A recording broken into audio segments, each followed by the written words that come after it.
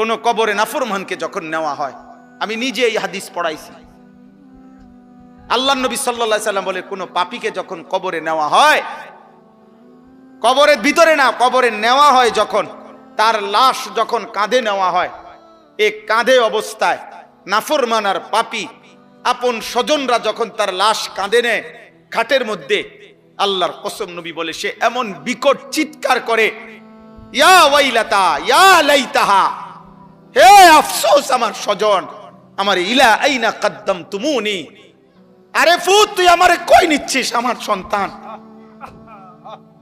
আমার ভাই তুই আমারে কান্দে নিয়ে ওদিকে নিচ্ছিস কেন? মনে আমারে মাইরা ফেলবে তো, আমারে কবরে দিস না রে আব্বা, আমারে কবরে দিস না, আমারে তো ফেরেশতা মাইরা ফেলবে, আমারে তো শেষ করে ফেলবে, আমারে দিস না। এইভাবে স্বজন নিজের স্বজন ডাকে যে, কারণ আপন জনরাই তো লাশ কাঁধে নেয়, আপন জনদেরকে ডাক দে, আব্বা এটা করিস না, আব্বা আমারে নিস না ওইদিকে। আল্লাহর নবী বলেন পৃথিবীর সমস্ত মানুষ যদি একসাথে শুনতো, এক মাঠে দাঁড়াইয়া একত্রে, খোদার কসম নবী বলছে আদম থেকে ইসরাফিলের ফু পর্যন্ত সমস্ত মানুষ যদি এক মাঠে থেকে একবার জীবনে এই পাপীর চিৎকার একবার শুনতো, আল্লাহর নবী বলেন লা সাইকা, তাহলে সমস্ত মানুষ একসাথে চিৎকার দিয়া বেহুশ হয়ে যেত।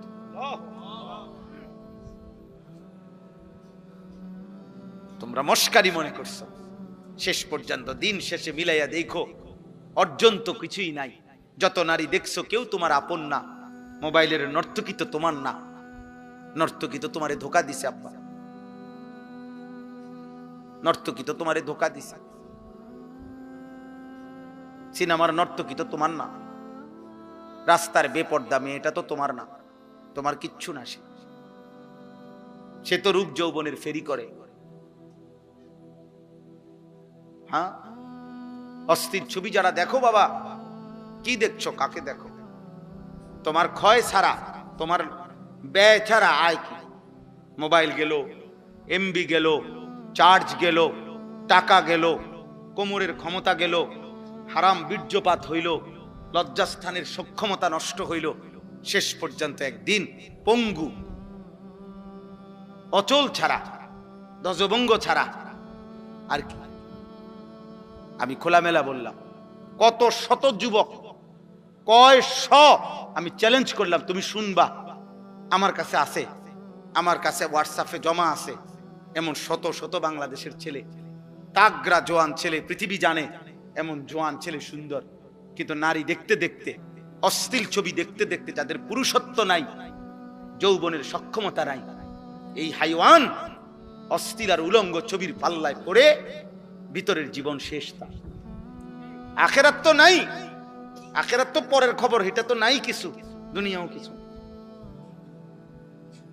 যেই কোন মানুষ চ্যালেঞ্জ করলাম বেটা, বাংলাদেশের প্রতিদিনকার পত্রিকা, বাংলাদেশের প্রতিদিনকার চ্যানেলের খবর তোমরা প্রত্যেকেই দেখো, কি পরিমাণ পরকীয়া বাংলাদেশে বেড়ে গেছে।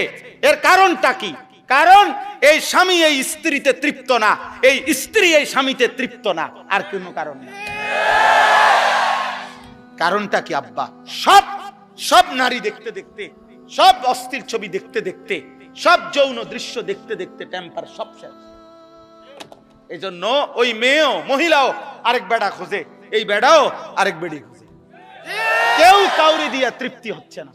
নাহলে এক এক দিনের বাংলাদেশের চারিদিকে দেখো, দেখো গিয়া খবর নাও, তোমরা খবর নাও, আর তোমার কাছে না থাকলে আমার জানাও, আমি জানার তোমার কাছে খবর পাঠাবো, আমি একসাথ করে দেবো তোমার, এক সপ্তাহের রিপোর্ট, এক মাসের রিপোর্ট। পস্তাইতে হবে, আফসোস করতে হবে।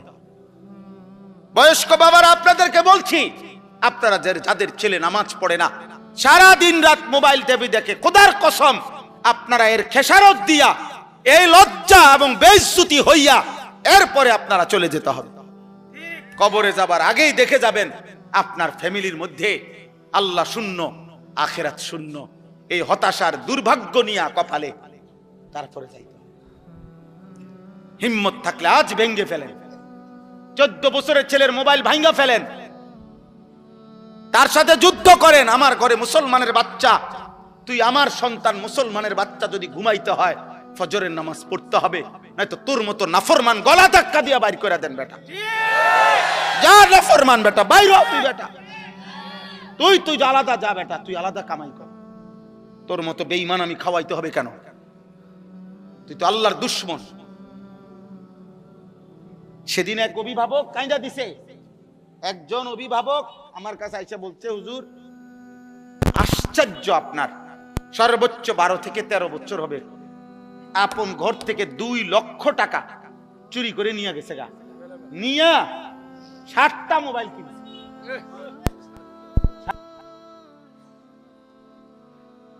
বলো আব্বা। এক ফার্নিচার দোকানদার, উনি বলছে হুজুর আমার 2.5 লক্ষ টাকা কষ্ট করে জমানো টাকা, আমি নতুন মাল উঠামু, আমার ফুতে আমার ক্যাশের টাকাগুলা নিয়া 3 দিনে অনলাইনে জুয়া খেললা। আমিও এখন কাঁদি, আমার ফুতেও কাঁদে। আমার জীবনের হুজুর আর কিছু নাই, পুঁজি নাই। আমি 2.5 লাখ টাকা, একটা গরিব মানুষের 2.5 লাখ টাকার পুঁজি কি ছোটখাটো বিষয়?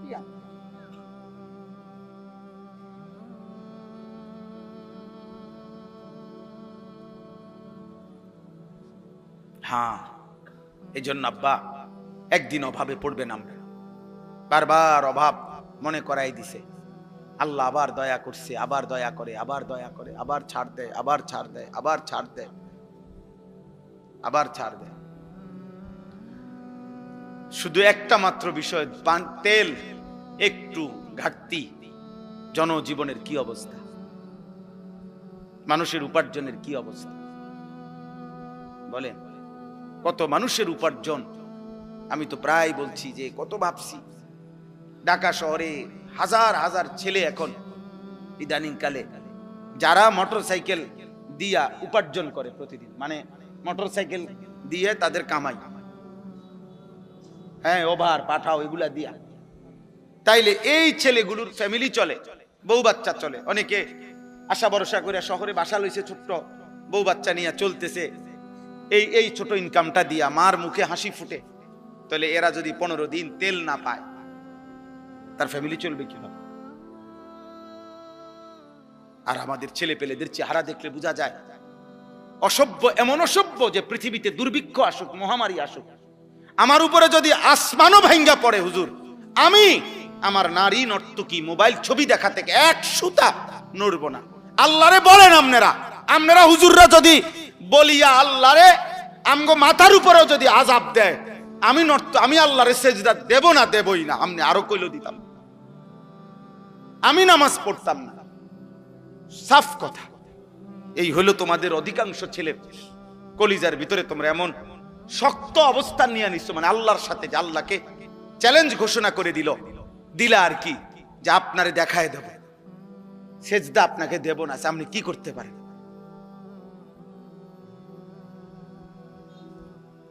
ঠিক আছে আব্বা, চলো, কোনো সমস্যা নাই, কেউ কারো জন্য থামবে না। এই পৃথিবীতে এর চাইতে বড় বড় পাপীরা ধ্বংস হয়েছে না?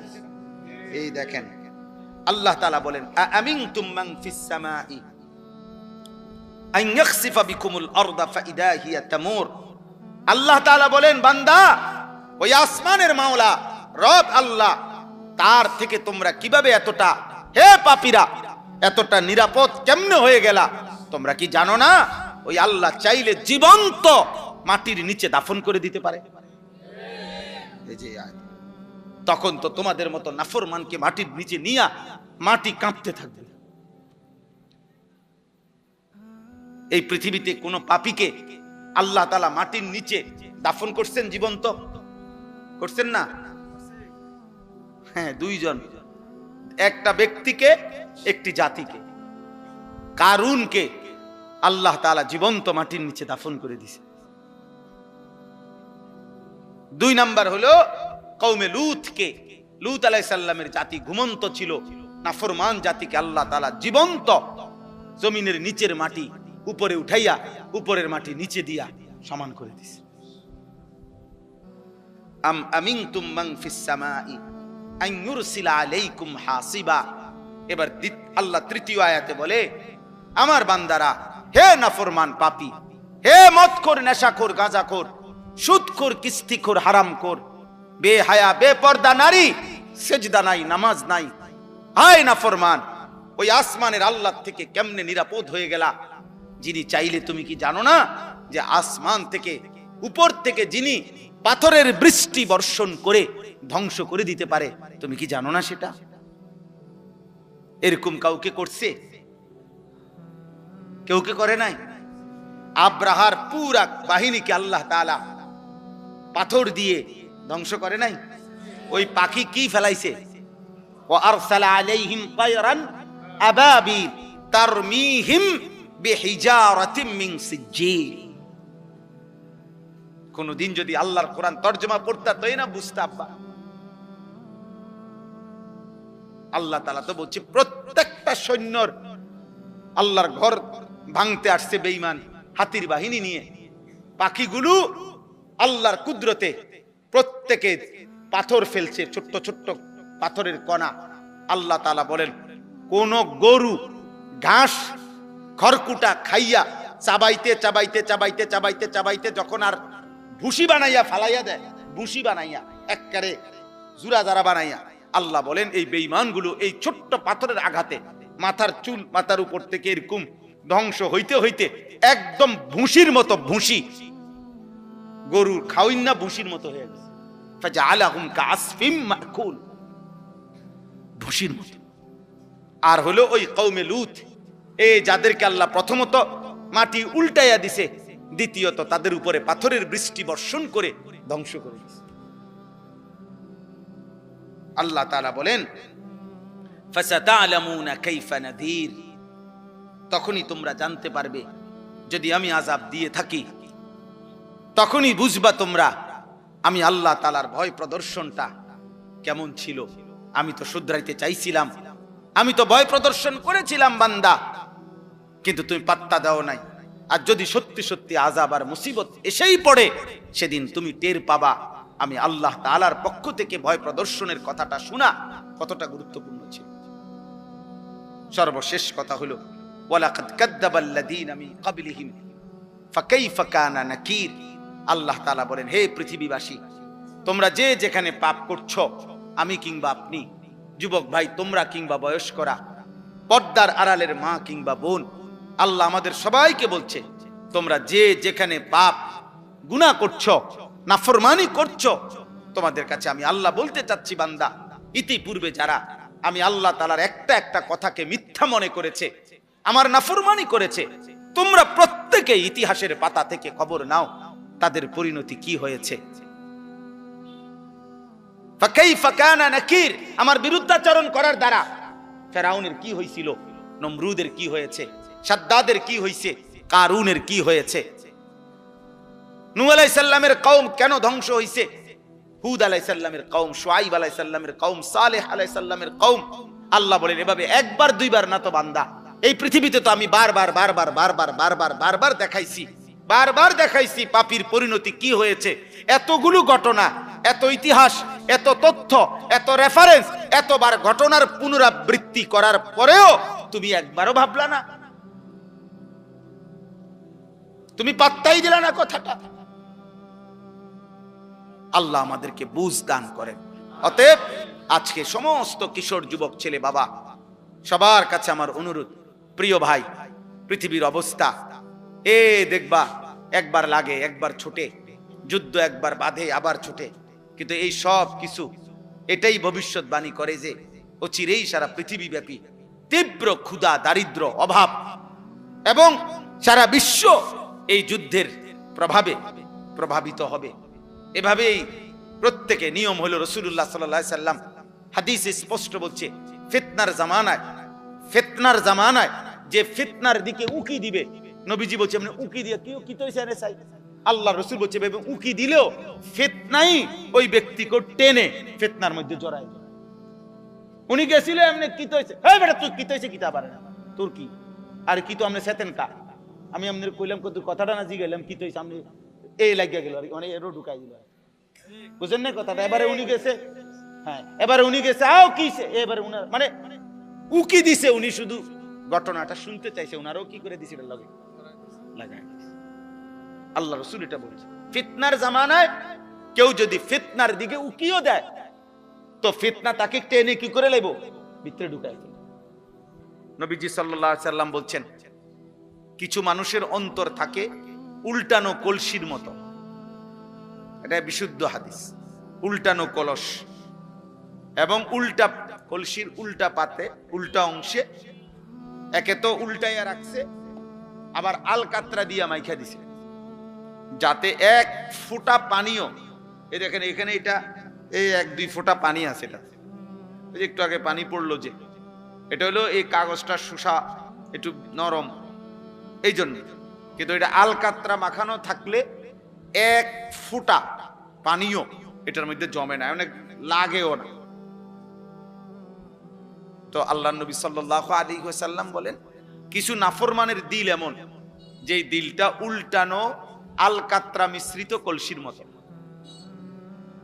লা ইয়ারিফু মারুফান ওয়ালা ইউনকিরু মুনকারা, এই শব্দটা বলছে নবীজি। ওই দিল এত নাফরমান, এত বদনসিব, কোন নেক কাজই তার কাছে নেক কাজ মনে হয় না, কোন গুনাই গুনাহ মনে হয় না।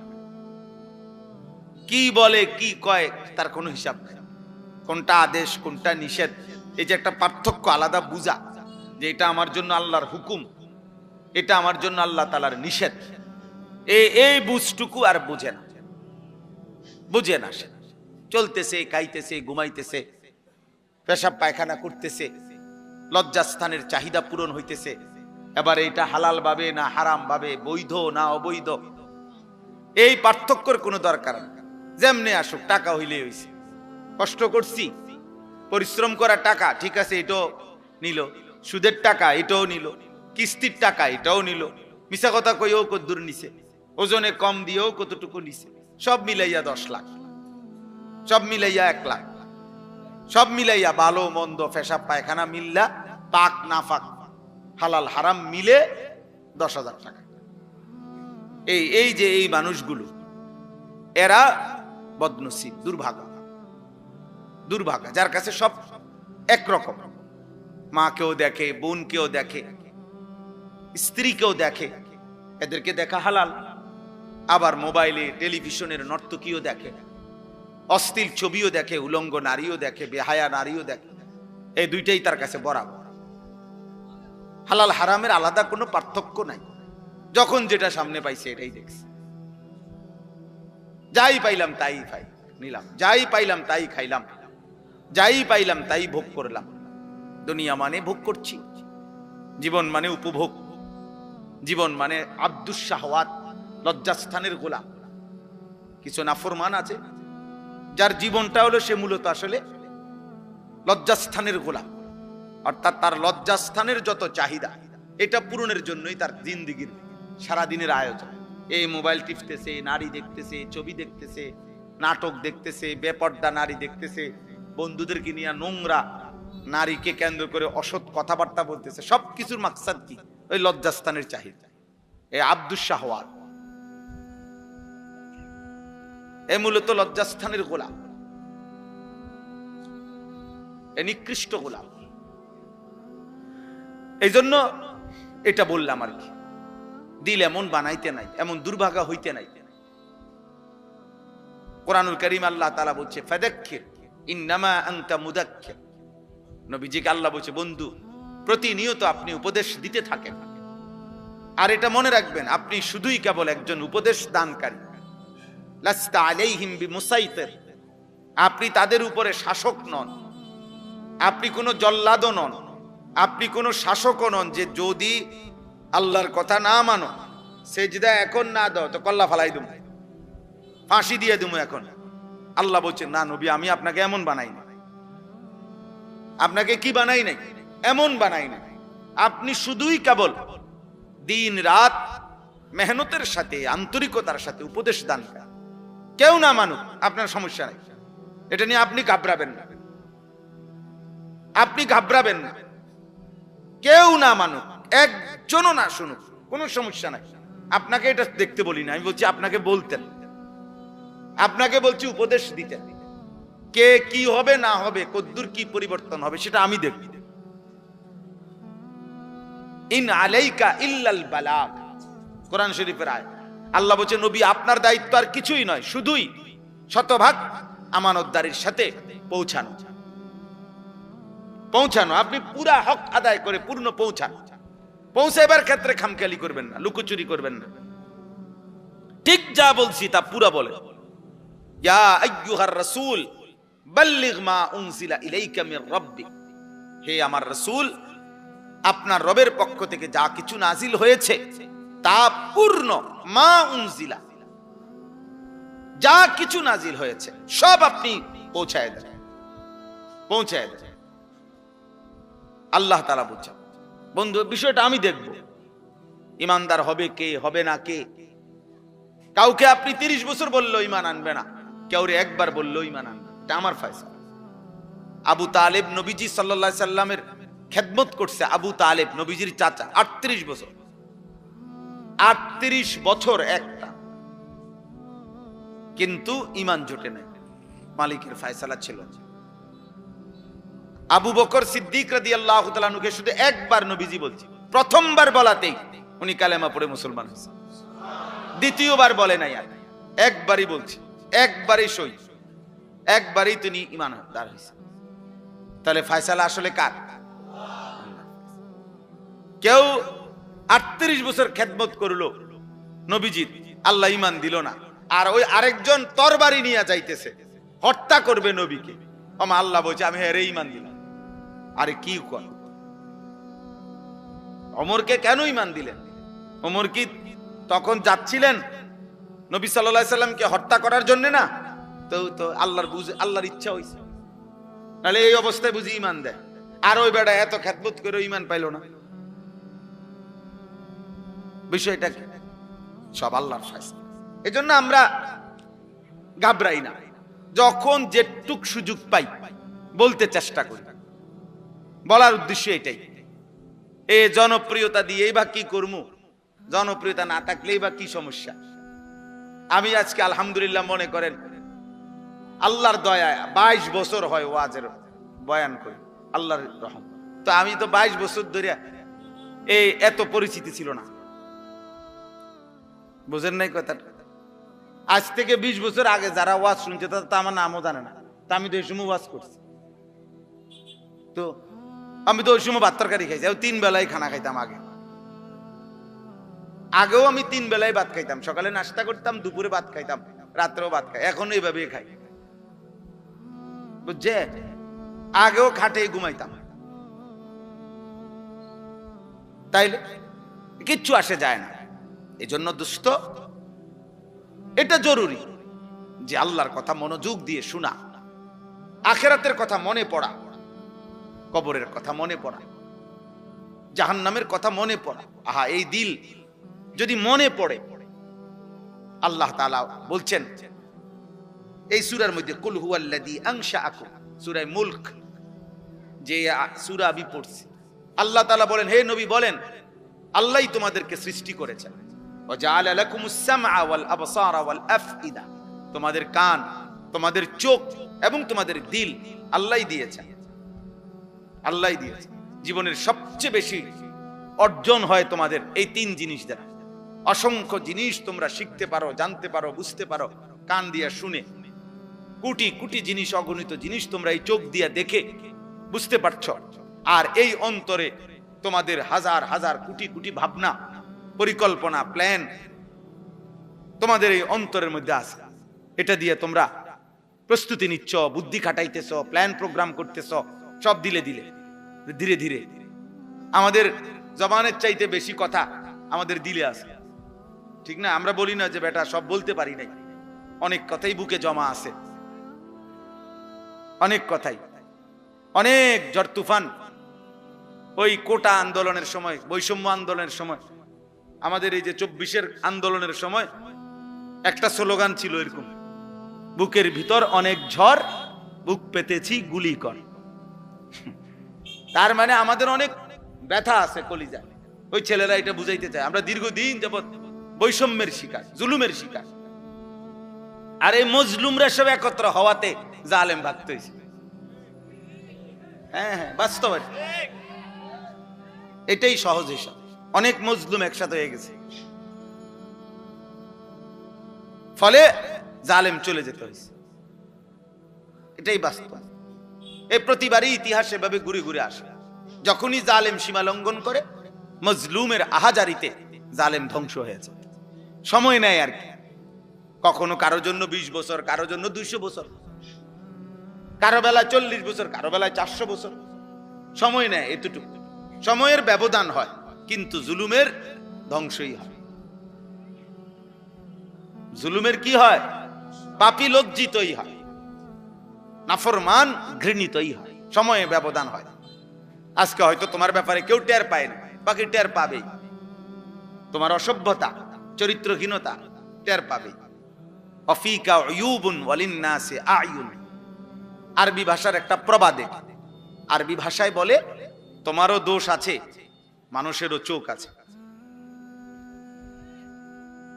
বলে যে মনে রাখো, তোমারও দোষ আছে, মানুষেরও কি আছে? হ্যাঁ, মানুষ ঠিকই দেখে, মানুষ ঠিকই মন্তব্য করে, মানুষ যা বুঝার সব বুঝে, কে বেয়াদব কে মুআদ্দাব সবই বোঝে। মানুষ জুনায়েদ বাগদাদির চোর কয় না, চোরের জুনায়েদ বাগদাদি কয় না।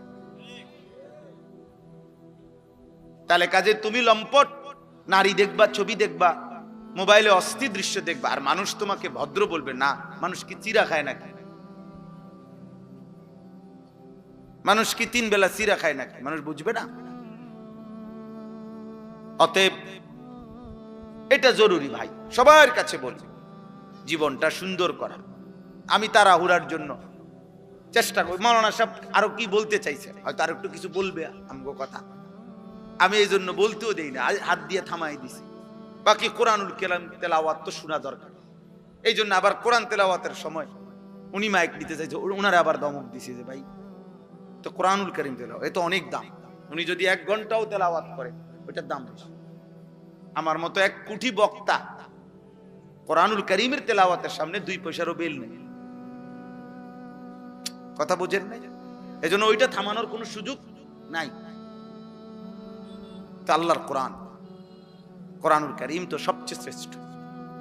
নবী সাল্লাল্লাহু আলাইহি সাল্লাম এক সাহাবীকে বলছেন, হযরত উসাইদ ইবনে হুযায়র রাদিয়াল্লাহু তাআলা আনহু, ওনাকে বলছেন নবীজি, ওয়ালাউ ক্বারা'তা লা আসবাহতা ইয়ারাহান নাস। মানে এক সাহাবী শেষ রাত্রে ওনার ছোট্ট ঘরে, কুড়ে ঘরে আল্লাহর কোরআন তেলাওয়াত করতেছিলেন, তাহাজ্জুদ নামাজ। তো কোটি কোটি ফেরেশতা ওনার ঘরের উঠানে, এরকম উঠানের মধ্যে পুরা উঠানটা আলোকিত করে অন্ধকারকে ফেরেশতারা নামছে আসছে আল্লাহর কোরআন শুনতে। তো উনি ওনার ঘোড়াটাকে বাইরে নিয়ে বান দিতে গেছে, গিয়া দেখে ওনার উঠানটা আলোয় আলোকিত, চারিদিকে অন্যান্য সব জায়গায় অন্ধকার, কিন্তু ওনার উঠান যেটুকু এটুকু আলো আর আলো, অগণিত আলো। সকালবেলা তিনি নবীজির কাছে বলছি, ইয়া রাসূলুল্লাহ, গভীর রাতে আমি আল্লাহর কোরআন পড়তেছিলাম, তো এরই মধ্যে আমার ঘোড়াটা নড়াচড়া করছিল, আমি এই জন্য ঘোড়াটা তেলাওয়াত বন্ধ করে বাইরে ঘোড়াটা বান দিয়ে আসতে গেছি। বাইরে বাঁধতে আসতে ঘর থেকে দেখি আমার উঠানটা আলোয় আলোয় ভরপুর অবস্থায় ছিল। এই তখন নবীজি কথাটা বলছেন, ওয়ালাউ ক্বারা'তা লা আসবাহতা ইয়ারাহান নাস। হায় সাহাবী, কি করলা, তুমি থামলা কেন? আহা, যদি তুমি আজকের ভোর পর্যন্ত, আলো উঠা পর্যন্ত আল্লাহর কোরআন তেলাওয়াত করতা, তাইলে কোটি কোটি তিলকাল মালাইকাতু, তারা ফেরেশতা ছিল, তারা তোমার কোরআনুল কারীম শুনতেছিল। আমরা সবাই, তুমি যদি তেলাওয়াত চালু রাখতা, আমরাও সবাই এই কোটি কোটি ফেরেশতা দেখতে পেতাম, সব মানুষ দেখতে পেত। ইয়ারাহান নাস, লোকেরা দেখতে পেত আজকে সকাল, যে জমিনের এক মাখলুক আল্লাহর বান্দা কোরআন পড়ছে আর আসমানের ফেরেশতারা শুনতেছে। হ্যাঁ, যে ঘরে কোরআনুল কারীম তেলাওয়াত হয়, আল্লাহর নবী সাল্লাল্লাহু আলাইহি ওয়াসাল্লাম বলছে, শয়তান সেখান থেকে তৎক্ষণাৎ দূরে সরে যায়। কেন এত গুনাহ হয়? কোরআনুল কারীম তেলাওয়াত নাই, যে মা বাবা ছেলে মেয়ে নাতি দাদি কারো জবানে তো আল্লাহর কোরআন নেই। এই জন্য ঘরের মধ্যে সবার চেহারা সুরত শুধু শুধু ফাঁকি ঝুঁকি, পাপের চিহ্ন। প্রত্যেকে প্রত্যেকের সুবিধা মতো গুনাহ করে। বাপে বাপের সমবয়সীদের সাথে গুনাহ করে, মা মার সমবয়সীদের সাথে গুনাহ করে, জিয়ে জিয়ের সমবয়সীদের সাথে গুনাহ করে, ফুতে ফুতের সমবয়সীদের সাথে গুনাহ করে। প্রত্যেকেই যার যার গ্রুপ বাছাই করে নিয়েছে, যার যে সমবয়সী নিয়া গুনাহ করছে। বুড়া মিয়া আরো 5-6 জন বুড়া লইয়া এই যে বিড়ি খাইতেছে, অনেক ওনার তালে আছে। মহিলা পাশের ঘরের 3-4 ঘরের ভাবিদেরকে নিয়ে বেহুদা গল্প করতেছে, বেহুদা কাহিনী বলতেছে, একটা 3 পিসের ঘটনা কইতেছে, এটা সবাই শুনতেছে, এটার উপরে আবার কথা বলতেছে। আহা, অথচ প্রত্যেকের গায়েই জামা আছে, প্রত্যেকেরই এগুলো আছে, বেহুদা বলতেছে। অথচ আল্লাহ নবী সাল্লাল্লাহু আলাইহি সাল্লাম বলেছেন, লা তাজআলু বুয়ুতাকুম মাকাবির, তোমরা তোমাদের ঘরগুলো কবরস্থান বানাইও না, কবরস্থান বানিয়ে ফেলো না।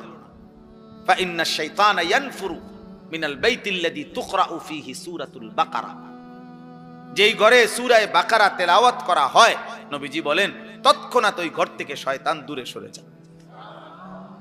কুরআনুল কারীম তেলাওয়াত করলে শয়তান সরে যায়।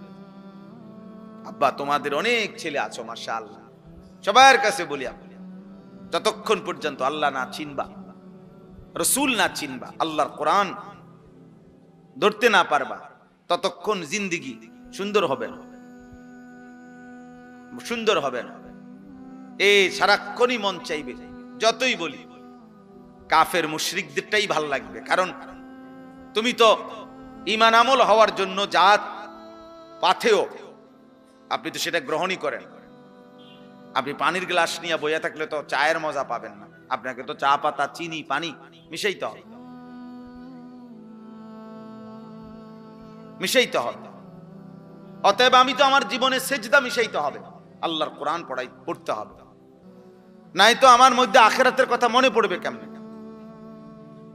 কবরের ভয়, জাহান্নামের ভয় আসবে কিভাবে? যেভাবে আসে সেটা তো আমি গ্রহণই করলাম আমার জীবনে। মোবাইল টিপলে আল্লাহর কথা মনে পড়বে কেমনে? বিড়ি সিগারেট খাইলে আল্লাহর কথা মনে পড়বে কেমনে? কথায় কথায় গালিগালাজ করলে আল্লাহর কথা মনে পড়বে কেমনে? সুদ কিস্তি হারামের উপরে থাকলে আল্লাহর কথা মনে পড়বে কিভাবে? আব্বা বলেন, জওয়ান ভাই বলেন, বুড়ো ভাই বলেন, পর্দার আড়ালের মা বোন বলেন, আখিরাতের কথা মনে পড়বে কিভাবে? আল্লাহ তো কোরআন এই জন্য বলছে, সায়াযাক্কারু মান ইয়াখশা, যার কলিজায় আল্লাহর ভয় আছে। আপনি বললে, নবীজিকে বলছে, আপনি বললে সে উপদেশ গ্রহণ করুন। ওয়ায়াতাজান্নাবুল আশকা, আর যে বদনসিব, যার দিলের মধ্যে আল্লাহ আখিরাত পরকাল বলতে কিছুই নাই,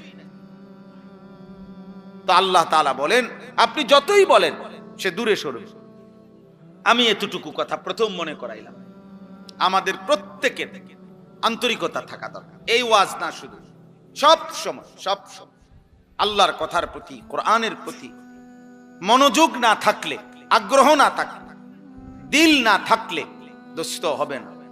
ইন্না ফি যালিকা লাযিকরা লিমান কানা লাহু কলবুন আও আলকাস সামআ ওয়া হুয়া শাহীদ।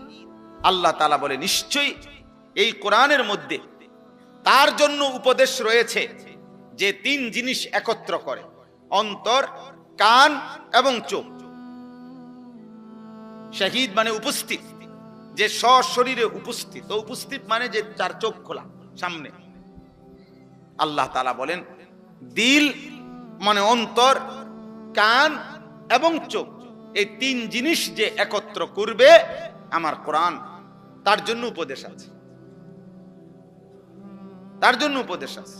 কোরআনুল কারীম, কোরআন সুন্নাহর ইলম, আমরা ছোটবেলায় মাদ্রাসায় পড়ছি, জু গায়রাতিন, খুব আত্মসম্মানওয়ালা, হয়তো বাংলা অঙ্ক ইংরেজি বইয়ের মতো না পড়া। কোরআন সুন্নাহর ইলম জানতেন কারো কাছে ধরা দেয় না, জানতেন কারো কাছে ধরা দেয়। লা ইউতিকা বা'দাহু হাত্তা তু'তিয়াহু কুল্লাক।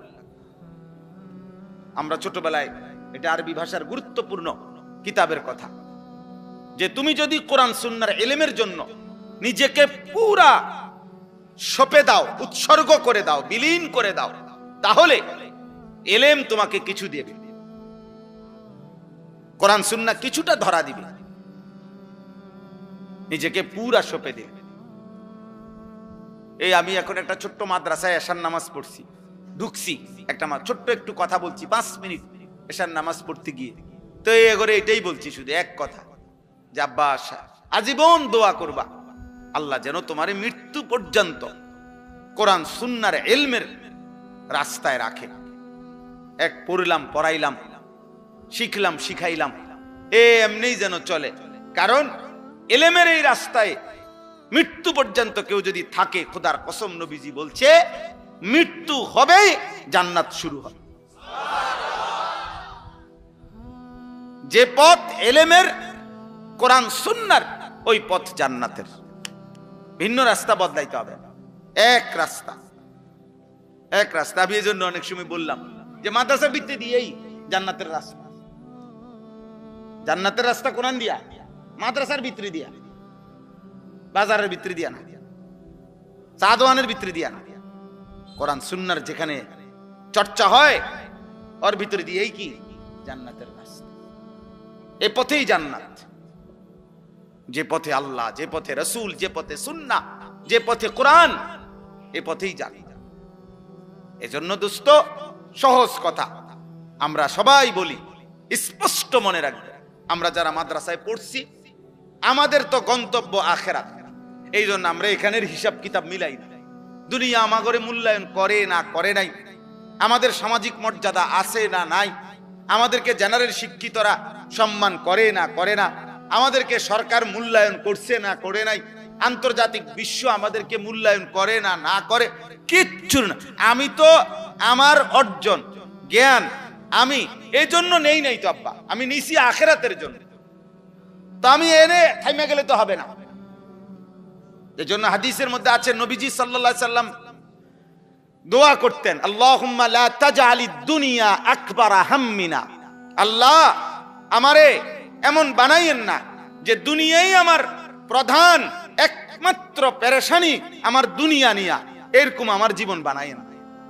ওয়ালা মাবলাগা ইলমিনা, আল্লাহ আমার জ্ঞানের শিখার চূড়ান্ত প্রাপ্তি শুধু দুনিয়া এমন বানাইয়েন না। ওয়ালা গায়াতা রাগাবাতিনা, আল্লাহ আমার জীবনের স্বপ্ন, ইচ্ছা, আকাঙ্ক্ষা, পরিকল্পনা, আশা সবকিছুই শুধু দুনিয়া সাজানো, এরকম বানাইয়েন না।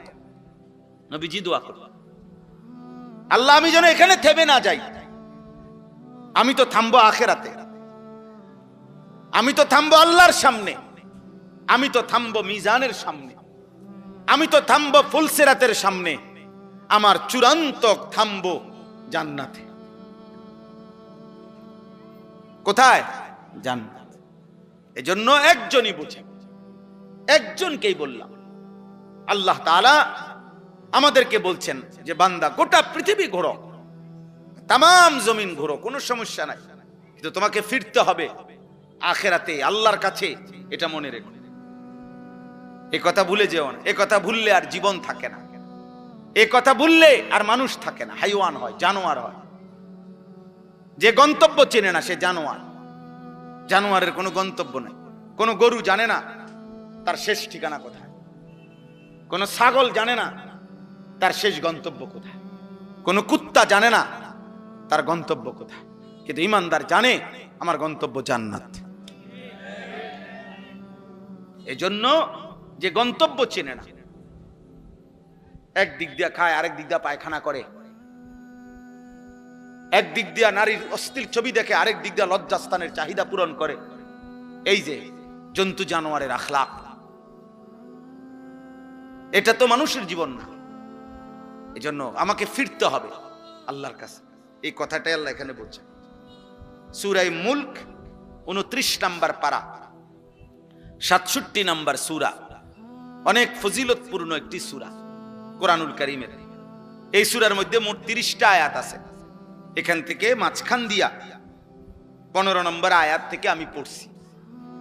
আল্লাহ তাআলা বলেন, হুয়াল্লাযী জাআলা লাকুমুল আরদা যালুলান, বান্দা শোনো, আমি আল্লাহ এই গোটা পৃথিবীর সবটা জমিন মাটি আমি আল্লাহ তোমাদের অধীন ব্যবহারের উপযোগী আমি করে দিয়েছি। এই জমিন, এই মাটি আমনে কোনছে, আমরা যদি জিজ্ঞাসা করি যে আপনি তো বলবেন যে এটা প্লাস্টিক দিয়ে বানাইছে, এটা কাগজ দিয়ে বানাইছে, এটা যন্ত্রাংশ দিয়ে বানাইছে, কিন্তু মাটি কি দিয়ে বানাইছে? তো মাটি সব বলে মাটি দিয়া হয়েছে, তো মাটি বানাইছে কি দিয়া? তো এটা তো কোনো, আল্লাহ বলেন ঠিক যা উপাদান দিয়ে আমার প্রতিটা বান্দা ইসরাফিলের ফু পর্যন্ত এই মাটি ব্যবহার করতে পারবে, ওই রকম যোগ্যতা গুণাগুণ উপাদান দিয়েই আমি আল্লাহ মাটিকে বানাইছি। এমন বানাই নাই যে পানি বানায় ফেলছি তাইলে মাটি থাকবে কই। এমন নরম বানাই নাই যে পাও যদি বারবার ফোমের মতো ডাইব্বা যায় তাইলে আমার বান্দার ভারসাম্য থাকবে কিভাবে। আবার এমন শক্ত পাথরের মতো বানাই নাই তাহলে আমার বান্দার জন্য ফল ফসল খাদ্য জমিন থেকে উৎপন্ন হবে কিভাবে। আমার বান্দার ঘর দুয়ারের খুঁটি মাটির নিচে কিভাবে পুঁতবে, গাড়বে কিভাবে। আল্লাহ বলেন অতএব তার যাবতীয় প্রয়োজন পূরণ হবে যেই গুণাগুণ থাকলে মাটিতে, যেই যোগ্যতা থাকলে ওই রকম গুণাগুণ যোগ্যতা ওই রকম বৈশিষ্ট্য দিয়েই আমি আল্লাহ মাটিকে জমিনকে তোমাদের অধীনস্থ করে দিয়েছি। যালুলান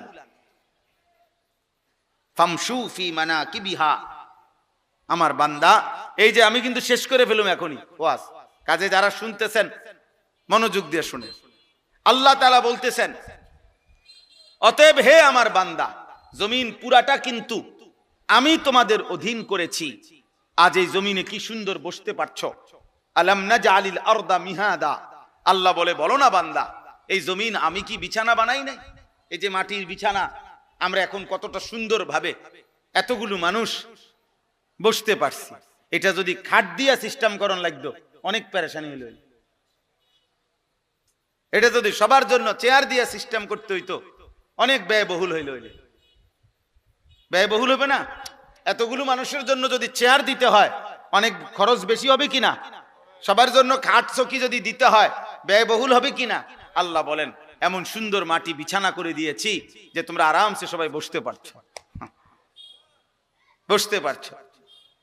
এমন সুন্দর জমিন, যে জমিনে প্রতিবার ফসল উঠবার পরে আবার চাষ করলে নতুন ফসলের নতুন উৎপন্ন হওয়ার উপযোগী করে দিচ্ছি, সব আমি করছি।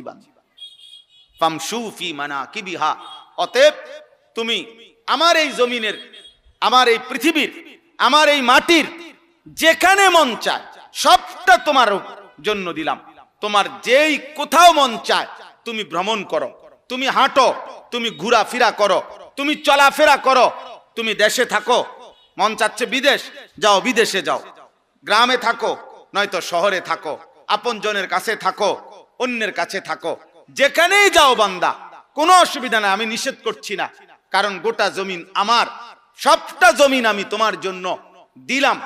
অকুলু মির রিজকিহি, এবং আমি আল্লাহর দেওয়া রিজিক সব তোমাদের জন্য।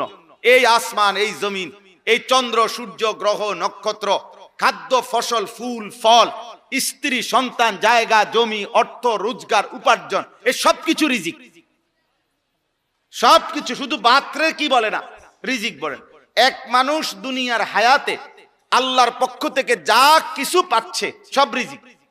স্ত্রী এটাও রিজিক, ছেলে মেয়ে এটাও রিজিক, আলো বাতাস এটাও কি রিজিক। সব রিজিক আমাদের, মানে আমরা দুনিয়ার হায়াতে যা পাচ্ছি সব রিজিক। আল্লাহ বলেন ওয়াকুলু মির রিজকিহি, তোমরা সবাই আমার দেওয়া রিজিক থেকে খাও, ভোগ করো, ব্যবহার করো, কোনো অসুবিধা নেই। জমিন তোমাকে দিলাম তোমার অধীন করে, তুমি জমিনের যেখানে মন চায় সেখানেই বসবাস করো, চলাচল করো, তুমি যেখানে মন চায় যাও। আমার দেওয়া রিজিক সব আমার রিজিক তুমি তালাশ করো, বক্ষণ করো, তোমাকে অনুমতি দিলাম। শুধু আল্লাহ বলে বান্দা তুমি খাও কিংবা ঘুমাও, হাঁটো কিংবা চলো, ঘরে কিংবা বাইরে থাকো, দেশে কিংবা বিদেশে থাকো, শহরে কিংবা গ্রামে থাকো, রাতে কিংবা দিনে থাকো, একাকী কিংবা সবার মাঝে থাকো, সর্বাবস্থায় আমার জমিনের মধ্যে থাইকা শুধু একটা কথা মনে রাখবা, ওয়া ইলাইহিন নুশুর, আমি আল্লাহর কাছে ফিরতে হবে। থাকতে থাকতে যদি 1000 বছরও থাকো তারপরও ফিরতে হবে। আমা হুয়া বিমুজাহজিহি মিনাল আযাবি আন ইউআম্মার। কোরআন কারীমে আছে প্রত্যেক পাপী নাফরমান মনে মনে কল্পনা করে, হায় যদি 1000 বছর হায়াত পাইতাম। আল্লাহ বলে আচ্ছা ধরে নাও, দিলাম, ধরে নাও তোমাকে দিলাম আমি বান্দা 1000 বছর, কিন্তু তুমি শুধু বলো তো 1000 বছর পরে হলেও তোমাকে কবর, মৃত্যু এবং নাফরমানির শাস্তি আযাব সেটার থেকে তুমি তোমাকে মুক্ত করতে পারবা কিনা, সেটার থেকে তুমি তোমাকে ফেরাইতে পারবা কিনা? পারবে? বলে আপনি এটা বলতে পারবেন নি যে হুজুর আর 5টা বছর যদি হায়াত পাই তাহলে আল্লাহর রহমতে যেমনে গুছাইতে আসি, আশা করি 5টা বছর আর সুযোগ পাইলে আজরাইলের আব্বাও আমার কাছে আসতে পারবে না, এমন ব্যবস্থাপনা আছে কি কারো কাছে? তাইলে তাইলে আমেরিকা, ইসরায়েল বহুদিন আমেরিকা যুদ্ধ লাগে না মনে করছে অনেক কিছু আছে এক কাছে, অন্ধে যে কিচ্ছু নাই, বেল নাই। হ্যাঁ, এই বুড়া শয়তান, এই দাজ্জাল, এই ফেরাউন ট্রাম্প, এই বেঈমান কাপুরুষ প্রতিদিন দিনে যাই হুমকি ধমকি দেয়, রাতে সারা পৃথিবীর সাথে যোগাযোগ করে, কেমনে থামবে? বুঝেন নাই? এজন্য এটাই বাস্তবতা। আল্লাহ তাআলা বলে বান্দা ওয়া ইলাইহিন নুশুর, শুধু এই কথা মনে রেখো তোমাকে ফিরতে হবে। ওয়া ইলাইহি তুরজাউন, আল্লাহর কাছেই তোমাদেরকে ফিরতে হবে। ওয়া ইলাইহি তুহশারুন, আল্লাহর কাছেই তোমাদেরকে জমা হইতে হবে, জমা হইতে হবে। ওয়া ইলাইহিল মাসির, আল্লাহর কাছেই তোমাদের প্রত্যাবর্তন। এভাবে বহু আয়াত আছে কোরআন, বহু আয়াত। আমরা ঘুম থেকে জাগলে দোয়া পড়ি, আলহামদুলিল্লাহিল্লাযী আহইয়ানা বাদামা আমাতানা ওয়া ইলাইহিন নুশুর। অর্থ হইল আল্লাহ প্রত্যেকবার এই ঘুমাইলাম আমি তো মরেই গেছিলাম, কারণ মানুষের প্রত্যেক ঘুমের সময় আল্লাহ তাআলা তার রুহু দেহ থেকে আলাদা করে ফেলে। এটা কোরআন শরীফের আয়াত, সূরা জুমার 24 নম্বর পারায় আছে, প্রত্যেক বান্দা মৃত্যুর সময়, আরে ঘুমের সময় যতবার ঘুমায় ততবার তার রুহু তার দেহ থেকে, আব্বা তুমি বাবা উঠে যাও, আব্বা আব্বা এনতে উঠো উঠো, ওঠ বেটা ওঠ, যাও বেটা আনতে যাও, যাও দুজন যাও, তুমিও যাও, যাও এখান থেকে উঠো, বাইর হও বেটা। দেখেন দেখেন মুসলমানের সন্তান কয় বছর বয়স? 80 বছর। তাইলে 8 থেকে 10 বছর বয়সী যেই সন্তানের হাতে 2টা বড় মোবাইল দিছে যেই অভিভাবক, ওই 2 অভিভাবক এরা 100 জালেম। যদি মা হয় ওই মা জালেম, যদি বাবা হয় ওই বাপ জালেম জালেম জালেম। এই জালেম সন্তান নষ্ট করে দিল। কোন মাদ্রাসা কোন সন্তান নষ্ট করে নাই, কোন মক্তব কোন সন্তান নষ্ট করে নাই, কোন মসজিদের ইমাম কোন সন্তান নষ্ট করে নাই, কোন মাদ্রাসার ওস্তাদ কোনদিন নষ্ট করে নাই। গাফেল খামখেয়ালি অভিভাবক আজকে লক্ষ লক্ষ ছেলে। আমি এই এখন এদিক দিয়ে আমরা আসতেছিলাম, আমাদের সবুজ মাস্টার আতাউর রহমান সবুজ মাস্টার, যিনি আমারে দাওয়াত দিছে, উনি সহ গাড়িতে বসা, উনি সামনে বসা, পুরাটা রাস্তা বলতেছে, বারবার উনি বলতেছে হুজুর দেখেন, হুজুর দেখেন, প্রতিটা মোড়ে মোড়ে, প্রতি 5 হাত মোড়ে মোড়ে রাস্তার 2 পাশে ছেলেরা 7 জন 10 জন মোবাইল টিপতেছে। আহা, কোথায় মা, কোথায় বাবা, কোথায় অভিভাবক, কোথায় আল্লাহ, কোথায় রসুল?